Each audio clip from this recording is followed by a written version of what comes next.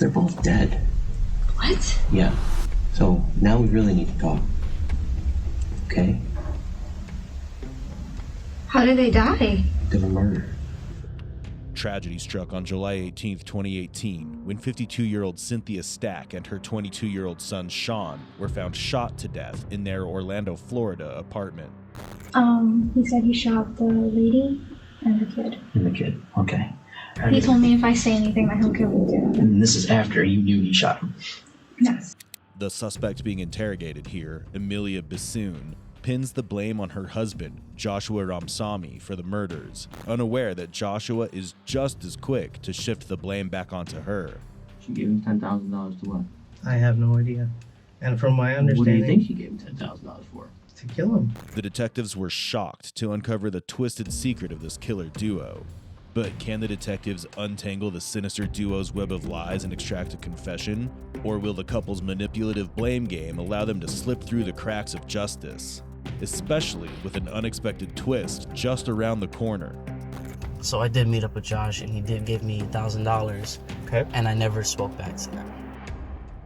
Amelia, a banker at Chase, defrauded her elderly client, Jerry Stack, Cynthia Stack's father, by drafting two $25,000 checks from his account, payable to her underage son.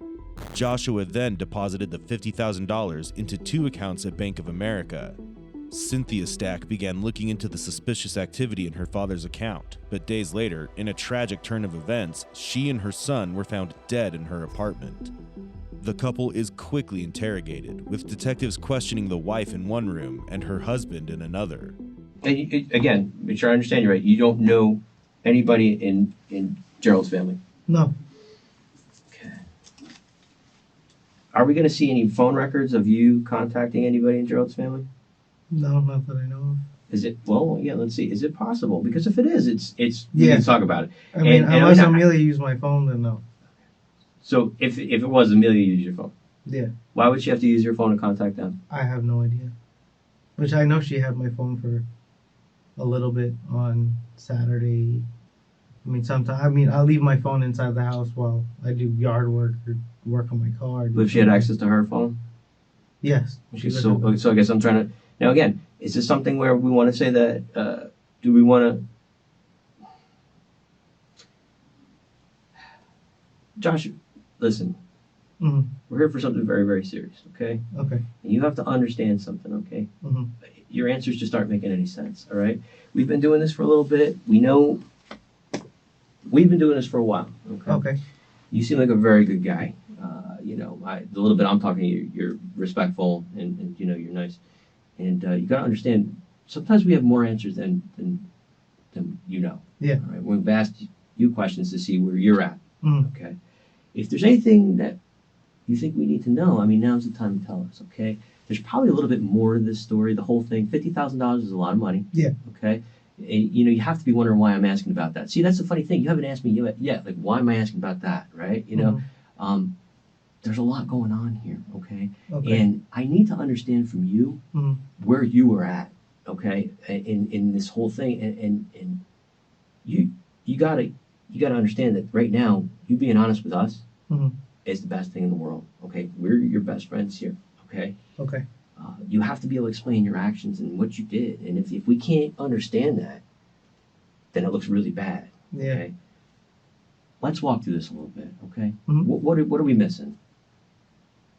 Nothing that I know of. I mean, told you guys where I was, what I was doing. I mean, you could check our phone records too. We've been fighting for a long time. Well, explain this to me, okay? Mhm. How is it that you wound up at Cynthia's house, Cynthia's apartment over on Jefferson? Because I have eyewitnesses that put you there. That I ended up there? You're very... Listen, let's... You have kind of a distinct look. You understand what I'm saying? And you have a distinct car. Well, not a distinct car. I should take that back.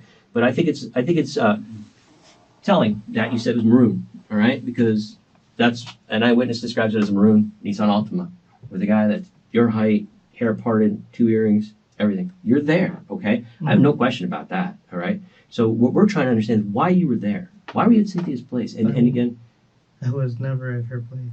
okay. All right. And I don't even know where she. Like I said, I don't know anything about Gerald's family.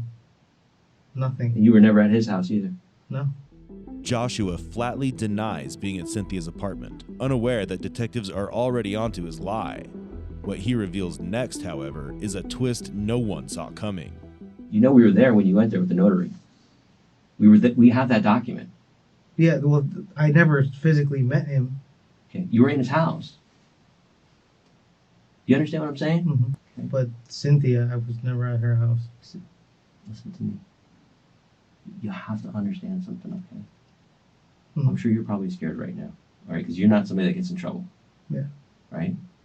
Okay? You have to understand, like I said, there's two sides to every story. All right? The eyewitness has no reason to lie. Correct. Okay? And there's no point in that, okay? So, you were there. Well, I need to know why you were there. You understand what I'm saying? If there's some innocent reason, I need to know.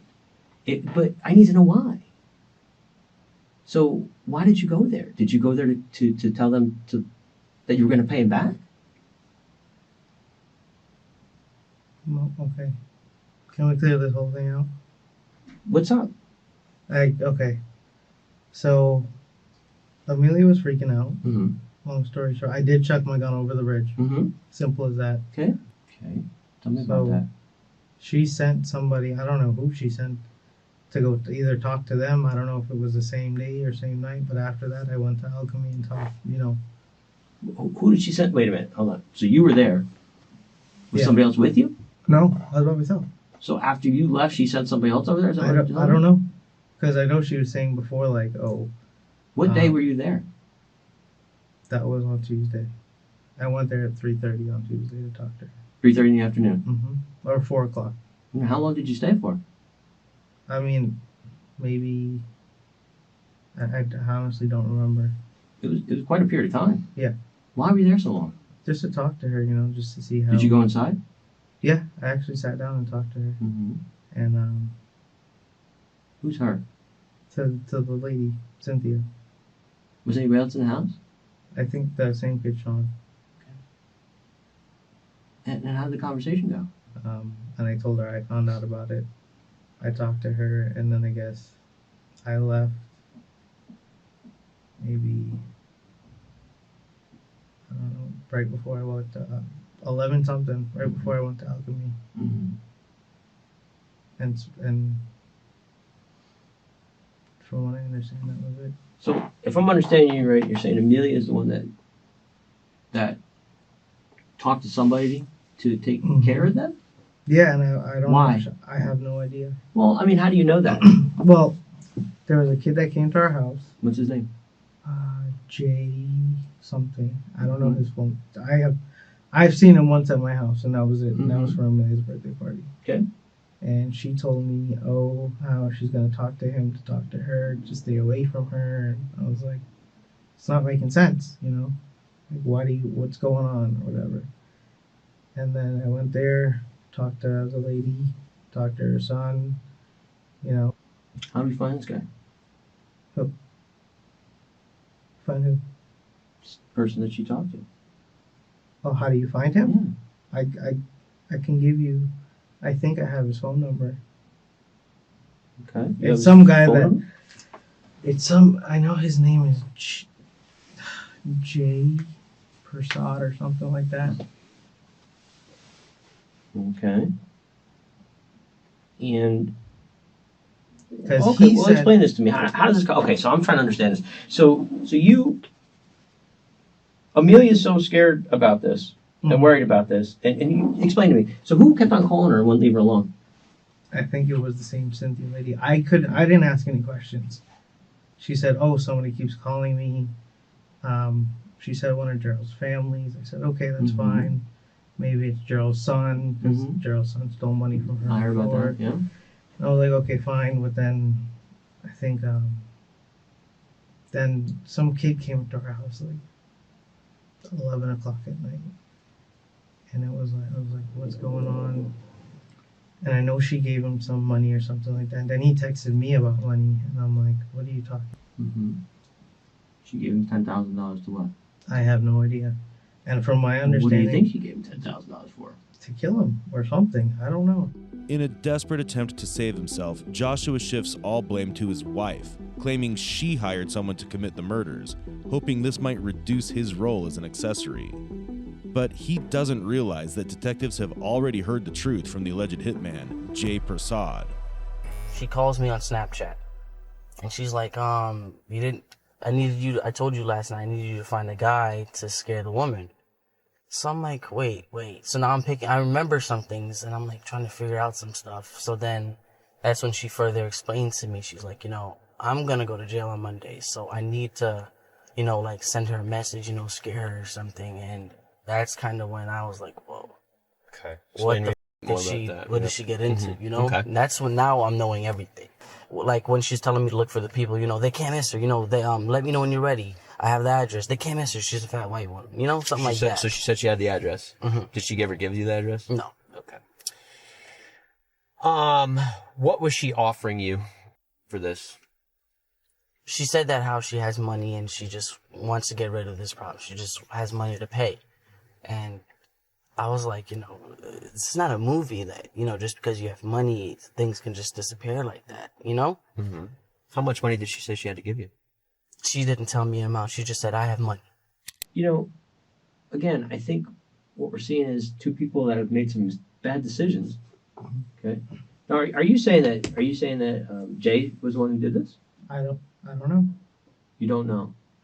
All I know is the guy that confronted me that day on that Tuesday night in that apartment complex really resembled the guy that was in his car that night. I thought you said Jay was with him that night when you were in the apartment complex? No, I didn't say that. No. So Jay wasn't with him? Yeah, that guy was by himself. He said they were watching.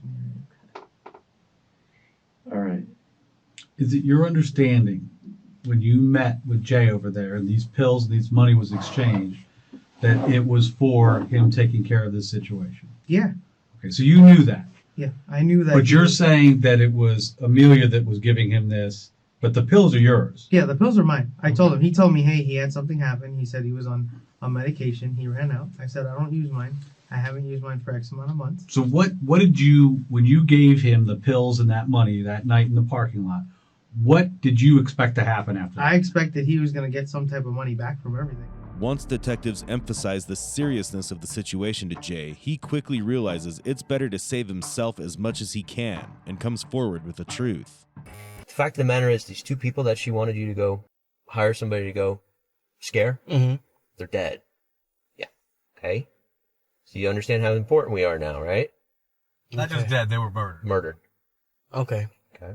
So anything that we're asking you, we may already know the answers to. Okay. And we just need you to be honest with us because, listen, taking some money to go flip for dope or whatever the hell it is, that's a hell of a stretch to homicide. Two homicides. You understand what I'm saying? Not just one, two. I understand. Okay? So just, let's get it out. If you did some stuff that you weren't supposed to do, I'm not too worried about it. I told you that. Okay? But we need to know. Me. You're walking out of this car. Yeah, we're not.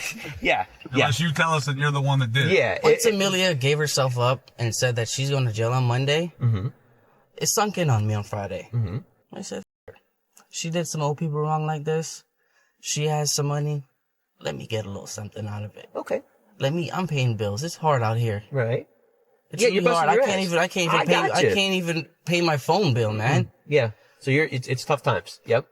So I said, I gotta show, if I do talk to someone, I gotta have, from my past experience, I gotta show good, faith. I gotta at least have some kind of money when I'm talking to them. Like, hey, show that I'm serious or something. Maybe if I go find someone. So I did meet up with Josh and he did give me $1,000. Okay. And I never spoke back to them. And I have text messages to show and prove where she's like, I can't believe you did me like that. We've seen him. So that's why we kind of figured that that's what happened. Where did you meet up with Josh? It was a CVS, I believe. It was a CVS, and he gave you $1,000. Yeah. Okay. Yeah. You think he kind of took your money and took off? I have no idea. Well, I mean, that's kind of what it sounds Yeah. like. I think I have a very clear picture of what happened now. Yeah. He scammed you. Listen, I'll be honest with you guys. This is what I think happened. I think you guys were trying to get out of this situation. That's one way you saw to do it. He scammed you out of money. and at that point, you had no choice but to go over there and kill these two people. So, I mean, that's exactly applying the fact that I've done this job for 27 years and just common sense to it, and the whole story about you tossing the gun in Daytona, all of that. That's all it comes back to, and I think anybody listening to this story will. There's a certain irony in scammers being scammed, and it might have been a satisfying twist, if only it hadn't come at such a tragic cost. Before we do, I always ask people this. Is there anything... Okay, we're going to check... We need to check her TD account with her dad, right? Yes. Okay, all right. So that's one thing that we can check and verify. Yeah. Okay, what else? Tell us what else we can check. I just bought a whole bunch of appliances for the house. Okay, we know you did that. And she's admitting that we know you guys were at the Walgreens. We don't even have to look at the video because you both are saying that. We know that. But what else? What else can we, of what you're telling us? All I know is at 11 something, I called Amelia's phone. She didn't answer. Okay, we know that happened. I said, okay, that's fine. I said, all right. I turned my phone off. I'm like, all right, I'll just keep to myself. So I probably asked you this already, Josh, but when did you hear about this murder, about these people being killed? Maybe, I think Wednesday, I didn't even really, probably Thursday. Okay, did you see their pictures or figure out who they were? I saw the pictures and I was like, holy shit. And what did you think? I was like, what the hell is going on? Okay, did you ask your wife about what happened? I didn't ask her anything. Why not? I mean, to me, that would seem like a natural thing. I asked her, hey, did you talk to Cynthia? And she didn't answer me. And she said, oh, she's supposed to call me on Friday. Okay. And that's what she said. And I know she talked to Cynthia on the phone. Did it ever come up that Jay Prasad had gone over there and killed them? Did you ever talk with your wife about who? No, I didn't. Did you and your wife ever talk about who may have killed these two people? No. I told her, I remember I said, you talked to Jay. Did he talk back to you? Has Jay talked back to you? And I told her I blocked him on Snapchat. I was like, I don't know what's going on. And I said, you could check my phone. I have him blocked on Snapchat. I think she still has him as a friend, so I don't know if they've talked after that or anything like that. I just know for me, I blocked him. And I haven't talked back to him. Did you ever tell your wife that you killed these two people, and if she said anything, you would kill her? No. And her whole family? No. Joshua clings to his improbable story, while his wife offers a conflicting account, giving the detective every opportunity to play them against each other. Are you scared of Josh? No. If he did something wrong that put your son and your son's future and your future in jeopardy, would you tell us about it? Of course. Okay. Did Josh put you up to this? No. Well, this is the stuff we need to know. Listen, if he put you up to it, he put you up to it. That's okay. We need to know these things, though. Again, like Detective Murphy said, I think you're kind of at this crossroads right now, okay? You've got Josh, who you probably love, and he's your husband, okay? But you also have Julian. And you got to picture that little boy. You got to picture not being able to watch him grow up. Think about that for a second.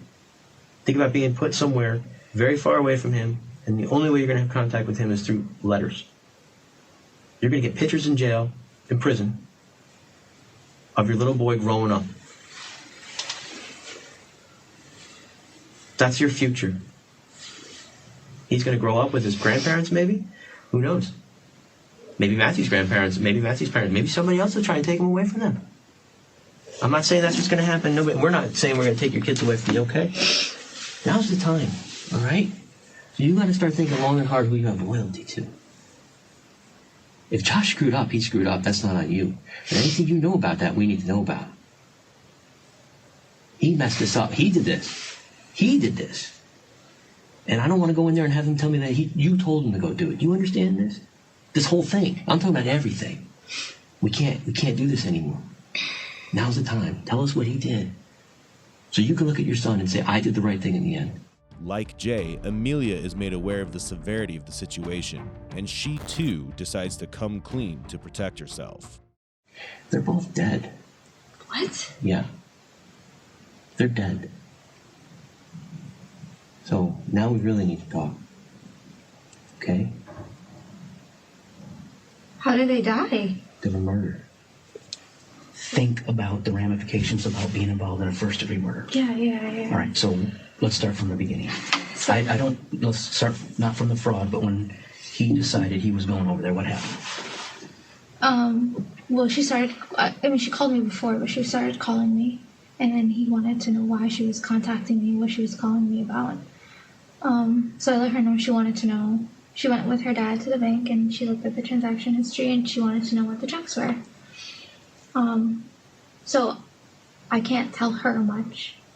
And then he's over my shoulder listening to my conversations with her. And he's just like, I'll take care of it. Don't worry about it. I'll take care of it. And I was like, let me talk to her, because she told me that you're young, that if you made a mistake, I'll work with you. And I told him that, and he's just like, you're stupid. Like, you're stupid to believe her. And I'm just like, you're stupid for this whole situation. I would have never been in this situation if you didn't make me do what I'm doing. Let me talk to her. Like, let me tell her the truth. Let me tell her that I put these checks in my son's name, and that if she needs you to pay the money back, we'll give her the money. Money is a monetary thing. We can give it back to her. Especially if she's saying that she'll work with me. She understands this, I'm young. She says she's been through the same situation before.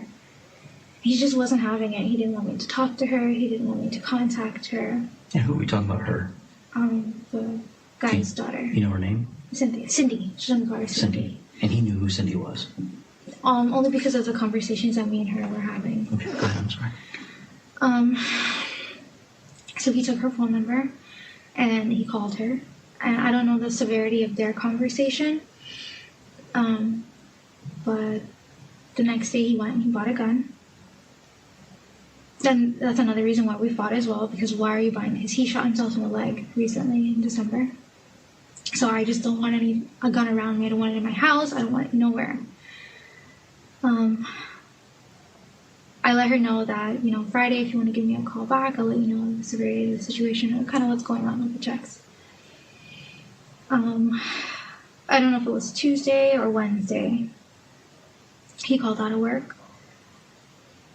And he said that I'm going to take care of things. Amelia's version led detectives to understand the complexity of the case better. The confession that came next from her was nothing short of shocking. I mean, everything's as normal for me because I don't know the severity of what's going on or the situation. So he buys this gun within a day and then destroys it in about 24 hours. He's bought it and destroyed it. He's destroying it in process, I'm guessing. Where did you buy it at? I have no clue. I think he bought it at like a pawn shop. Okay. When did you become aware that he was involved in the murder? Well, I didn't know what happened. I just stopped hearing from her. And then when I said something about, can I call her? He told me no. And then he got really mad at me and he was like, if you say something, I'm going to kill you. Okay, he's not going to say that unless he told you about the murder. That's the part so when did he tell you about the murder? Sweetie, you got to let this go. You can't. Anything you hold back is not going to look good. You've got to just tell it. It hurts. It's scary. I understand that. But not talking is worse for you than talking. You've got to talk. Let me ask you a question. Were you there when he killed him? No. Then why are you not talking? Who cares what he did? Because I'm scared. I'm telling you, you need to be scared about not telling the full truth. If I talk, I'm not going to jail for this? You're going to jail for the fraud. Okay, fine. Yeah. Were you there? Did you? Let's go back to that question. Okay. When did he tell you that he killed him? He didn't tell me he killed him. He said I handled the situation. Did he describe how, what? He never physically said, like, what he did or if anything was done. Did he say he shot him? Well, I'm guessing he had his gun, so. Don't guess. Did he tell you that he shot him? Yes. He said he shot him. Mm-hmm. Where did he go? Oh, I don't know. He didn't say anything. But he said he shot him. Yeah. Who did he say he shot? He said he shot the lady and the kid. Okay. And then after that's when he put his clothes in a bag and then took the gun and left. He put everything in like a clear. So he knew he killed him. Who? You knew he killed him. Yeah. Okay. And his defense is going to be It was your idea. So this is something you need to get out from under this, because, I mean, obviously, he ain't going to do anything but to protect himself. Of course. All right, so when did you know he was going to go over there and shoot him? When I got home for lunch the day before. The day before. You knew he was going over to shoot him? Mm-hmm. Why? Why? How did you know? Oh, he told me. He said, I'm going to go shoot him? He didn't say that. He said, I'm going to handle the situation. Okay, but did he mention the word shooting? No. Okay, did he have the gun and say, I'm going to go handle the situation? What makes you think he was going over there to shoot him prior to it happening? Well, I mean, why purchase a gun the day before and then say that you're going over there? That was kind of like where I was confused at. Very logical thinking. Yeah. And so And from then him buying the gun and what he said, you put two and two together. He was going there. Okay, And and then then after, okay, go ahead, I'm sorry. He told me if I say anything that he'll kill me too. And this is after you knew he shot him. Yes. With Amelia's confession secured, the detectives now turn to Joshua, giving him a chance to come clean. You would kill her No, and her whole family. no. Never would have said that. But you and your wife, after you found out that it was Cynthia Stack and Sean Stack that were killed that morning in their apartment, never discussed their murder, who might have done it, and this might come back to you. Did you ever think Yeah, that? we talked about that. What was that conversation? What did you guys talk about yesterday? I said, we're going on a cruise. This is kind of crazy with all the stuff going on right now. I told her, I saw something on the news when I was looking up the situation with the Coy Police Department, because I wanted to see if my name was out as far as if reporters or anything got my name, because they had my number. And then she told me, it's crazy, like what happened to them or whatever. And I was like, and I asked her, I was like, did you talk to Jay back? And she's like, no, Jay didn't talk back to me as yet. So I left it at that. I woke up this morning, dropped Julian to school, came back home, got dressed.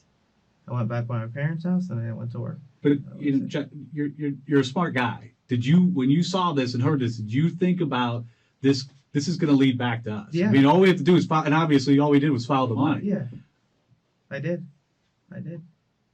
Well, and I another question. I know this is a tough one to answer, but did you think like, hey, maybe we should go to the police, or maybe I should go to the police? Well, that was my instinct at first, and then she told me, Jay said they were gonna get it handled or whatever, and I said, this guy gave you this money. So from what you're telling me, right? He gave you this money. We deposited, we use it, whatever, and then you're telling me the ladies or her son stole money from, or his son stole money from him before. Right. As the detectives grow more assertive, Joshua visibly deflates, his tone becoming increasingly subdued.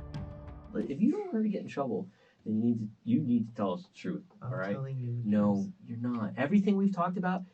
Why now? All of a sudden, the gun going off the bridge, all these different things have not been the truth. Now all of a sudden you are telling us the truth. Why is that? I just want to make things right. No, I don't think you do. Josh, I think you shot and killed these people. Yeah. And if that's what happened and you're lying to us, you absolutely are getting your wife, Millie, I know if that's what you call her, that's what happened, then you absolutely are throwing her under the bus. She could have set in motion something and she didn't know what you were going to do. And that's what she's claiming. She's claiming that she didn't know that you were going to do that. But yeah, if you don't want, I would tell you this, if your objective is to not get her in trouble, and what both of us truly believe happened, that you went over there and killed both those people, then you need to tell us the truth about that. No, I didn't. Okay. Yeah, but you conspired to have them killed. Correct. We both. You're fully admitting to that right now. Fully admitting that we paid somebody to kill both of them. What do you think that makes less difference than if you told us admitted to killing them?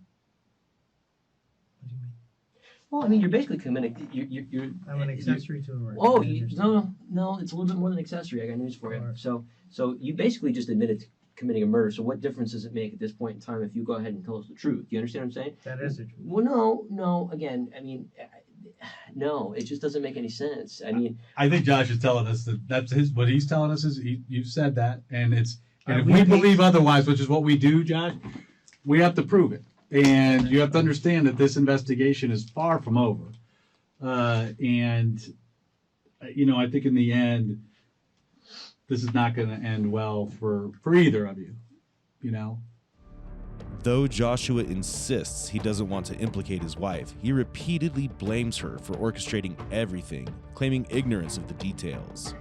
And it's more problems. You guys are having arguments. Monday. Yeah, and you guys are having arguments about this again because, both of you are into this, and you're scared and you don't want to get in trouble and she's not letting up, And so the next thing you know, Tuesday, at first you said to us, I got mad, I left, I drove around for a little bit, I turned my phone off because I didn't want to deal with her, but yet I called her 11 o'clock at night. Okay, so that's what we're going to go with. I called her 11 o'clock at night, I don't know why, and you said you wanted to go home, but then you drove all the way out to Daytona, you threw your gun off the bridge, and then you came back. First version. Okay. Second version is you were mad. We know you guys were arguing about the gun, and we know you guys were arguing about Cindy. We know. Right? You're nodding your head, yes. Sure. Okay, so you're arguing about Cindy. And, at some point in time, there's so many disconnects here. It's like, well, okay, we paid this guy, Jay, to sell drugs for us, to get us more money to give to her. Or we paid this guy Jay to go take care of it. One of the two we just don't know. However, either way, it doesn't make a lot of sense for you to go over there that day. You understand what I'm saying? But at first it was like, I don't know where I went. I just drove around. But now we know, after we confronted you with what we knew, oh yeah, I was there. Okay, so that's awful convenient, isn't it? And it's awful convenient that your phone is off when it seems like you really aren't having that much of a problem with Amelia. You wanted to talk to her. You tried to talk to her that night. I think you even sat here and said, I tried to call her to tell her what was going on, I think is what you said when you got back in the car and you were vaping. So, you're nodding your head, yeah. So that's not somebody who's having a problem with somebody who doesn't want to talk. You know what that means? That somebody turns their phone off because they don't want people to know where they're at, okay? Listen, I could watch TV too and know if I turn my phone off, they don't know where I am. So that's very easy to explain, okay? So your phone is off. So your phone is off. And then you go and you went over the Alchemy Lounge and you probably got pissed off thinking about it even more. And then you know what? At some point in time, guess what? You go back over there. And you know what? You can shake your head no way you want. But again, it doesn't make sense why so this is what I'm trying to explain to you. You need to sit and think about this, okay? You need to think about it. And this is what people are going to hear. And people are going to go, he's not telling the truth. All right. The fact of the matter is, this Jay guy just didn't come out of nowhere. He came out of somebody that was going to try and sell pills for you and get you money.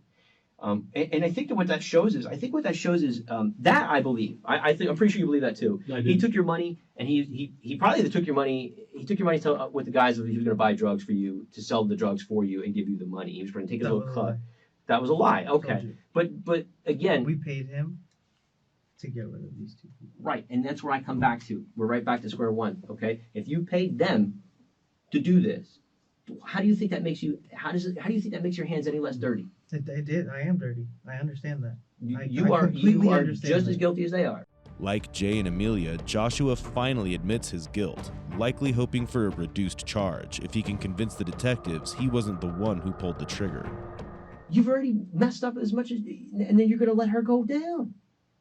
You really want to take her down with you? What do you have to gain? What are you going to get from taking her down with you? What is there to gain? Nothing.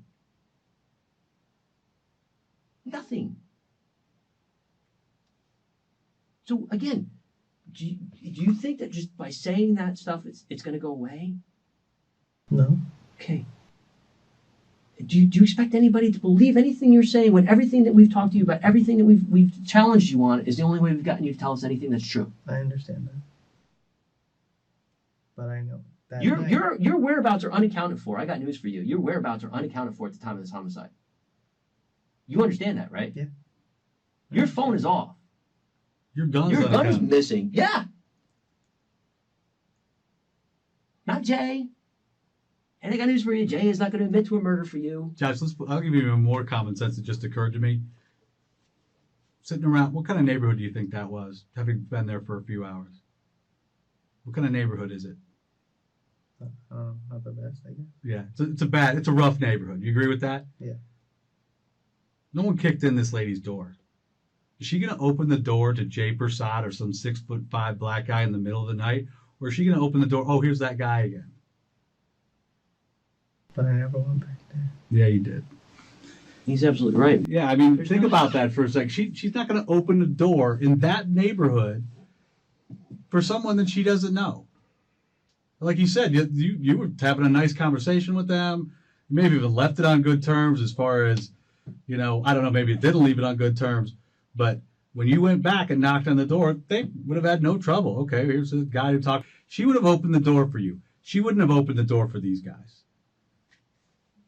And And like I said, you are gonna take so many people down with you sticking to that story. Okay, just tell us the truth, because the thing I'll tell you, I don't know what's gonna happen down the road. I don't know what, but I can tell you right now, the people that are gonna determine that, they want to see that you were honest about what happened, that you showed remorse. Right now they'll look at a guy who tried to take 2 other people down with him, including his wife, and really do irreparable harm to an innocent 7-year-old. That's not my goal. Okay. That's not my goal. Tell us the truth about what happened. The truth is, I went there, I talked to them, I got confronted by that guy in my car that night. I left, went to Alchemy, went to Daytona, came back to our house at between 5:30, 6:30, somewhere around there. Okay. Her mom was home, and then. Josh, will you at least concede in this conversation, again, not being a stupid person, that this looks really bad for you? It does, and I understand. Because you're at the scene. I know. You have a gun that you claim that you say was stolen from you. Okay. You are unaccounted for. You have your phone off. Okay. All of these things add up. You have an absolute motive too to have these people killed. All those things add up to a circumstantial case for first-degree murder. And your answer to it is, this is her. Detectives confront Joshua about the gap in his alibi during the murders, pointing out that he cannot account for his whereabouts at the time. His unusually strong reaction to questions about his missing gun raises further suspicion. If someone else had committed the crime, he likely wouldn't be so defensive about its disappearance. At this point, I'm not being selfish. My thing is, we've been together for 7 years, and I've done the world and back with this girl regarding her son, herself, with her baby daddy problems, and She says you're abusive, mentally and physically. I mean, that's the picture she's painting of you, Josh. I'm not. I hate to burst that bubble for you, but we asked her about that, and she used as an excuse for some of the things that went on. She said that you are abusive. You threatened to kill her entire family if she talked about this. So that's the picture that she's painting of you. And that's not me. I mean, that blows my mind.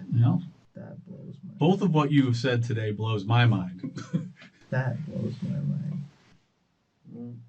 But this doesn't look good for you, Josh. But we're going to do our jobs. And just know that. And I want you guys to. And that could end up with you going to jail for murder. Because again, there's a lot of things here. I'm not a big believer in coincidences. Neither one of us are. But you think about all those things that you got going against you at this point in this case, that you're there, that you have a gun, that it's got missing, you're unaccounted for, you absolutely have a motive. You've already tried to make some half attempt to have these people killed or to regenerate some more money. I mean, there's just a lot of problems. A lot of problems. So we'll just have to see how it pans out. Is there going to be anything on your phone about this case, about this murder, about any chatter about what went on or about paying people? On July 28, 2018, 10 days after the murders, 28-year-old Joshua Ramsawmy was officially arrested and faced 2 counts of first-degree murder with a firearm, while his wife, 25-year-old Amelia Bissoon, was charged as accessory. Amelia was released on bond and later struck a plea deal to testify against Joshua, resulting in her murder charges being dropped and a 3-year prison sentence. A spokesperson from Chase Bank expressed regret over the incident, confirming that the stolen funds were returned to Jerry Stack's account. Amelia was also terminated from her position at the bank. It's often said that there is no honor among thieves, and this case of greed, betrayal, and murder proves just how far some will go to conceal their crimes. As Amelia testified against her husband, justice took its course, but the tragic loss of Cynthia and her son remains a haunting reminder of the cost of deception. Who do you believe was the true mastermind behind the crime? Did Joshua act alone, or was it Amelia who influenced him to carry out the act? Share your thoughts in the comments section below. Stay tuned for more stories that delve into the complexities of crime and investigation. Like, share, and subscribe to the channel for more such content.